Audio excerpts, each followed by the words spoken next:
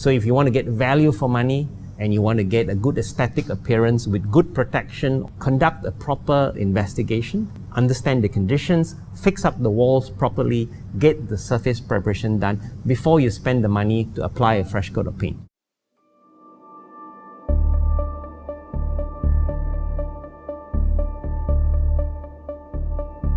Hello, I'm Anthony Lee, accredited architect, building inspector, trainer. Welcome to Architect Center channel. We provide independent reviews of buildings, materials, defects, workmanship, and recommendations to help you make informed decisions from design, construction, and maintenance.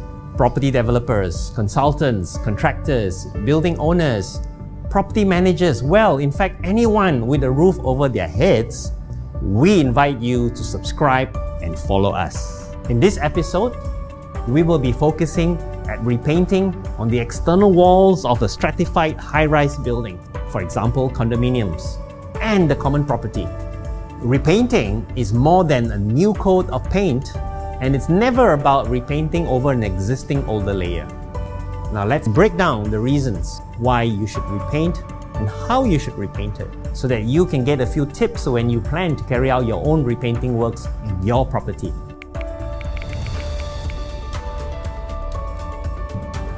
The coat of paint that either you decide to paint internally or externally has got different criteria of importance. Now Malaysia, we are a tropical climate. It is a very harsh climate. Now the rain, the sun will cause your external walls, especially the wall plastering, to shrink and crack. It expands and it contracts over time, especially if you live in high-rise, will degrade very quickly.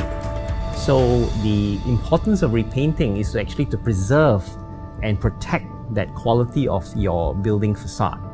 And over time, if you neglect that, it would cost you a lot more money to do repairs that you otherwise would have prevented if you had regularly maintained and repainted the building properly over time. This all depends also on the type of buildings that you have, but on average, if your building has been painted properly with good quality paint from the beginning, and if the walls themselves have been built properly without excessive amount of cracks and shrinkages, I would suggest that you plan to have a repainting once at least every 8 to 10 years. A common misconception about repainting is just applying a coat of paint over your existing wall. One of the most important things about repainting is actually to understand that you have to do a proper surface preparation. And this goes beyond just giving a good wash. Most buildings are built with brick and wall plastering. And wall plastering is generally installed by hand. So it's very difficult to get a good quality control.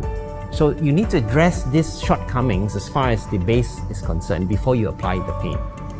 And this involves detailed investigation and understanding about the quality of your wall condition, preparing the surfaces properly, fixing the cracks, fixing all the hollowness or even water that's coming out. If you don't prepare the surfaces properly, what will happen is that your paint that you spend good money on will degrade and have a shorter lifespan. Either you are a property manager or you are a building owner or you are part of the JMB or MC.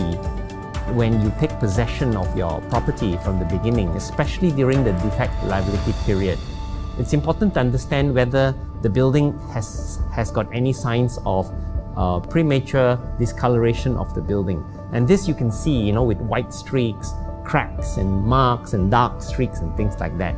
Whether the original paint and the original wall conditions were correct to start off with. Now, this has a huge impact because when you repaint the building, you're going to have to spend a lot more money to prepare these surfaces. Now, if you don't catch it early, you will find that you will be spending a lot more money to get the surface preparation correct. However, if say you are in an older building and you want to improve the appearance of the building, that is generally quite straightforward. I think this goes back to accessibility. and also the condition. When you're repainting a building, you need to bring your workers and the materials up to that wall, 30, 40 stories up on that building. You need to have access.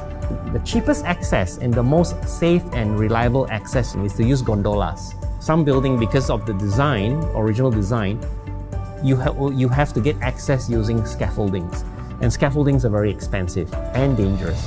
And in some buildings, when you can't use gondola and you can't use scaffoldings, you're gonna have to use what we call by Spider-Man. You know, these are even more expensive and more dangerous. They're basically abseilers, people with strings and with a bucket of paint, with a brush, and they have to go up and down doing this work. So this adds cost, because the base cost for repainting, the cost is the same. The additional cost between your condominium and another condominium becomes the cost of accessibility. So this has got a huge impact. And that's why it's very important that when you look into a building and when you're preparing to do repainting, it's important for you to consider these few very important points. Thank you for watching. You may contact us at architectcenter.com.my. You may subscribe and follow us at our channel.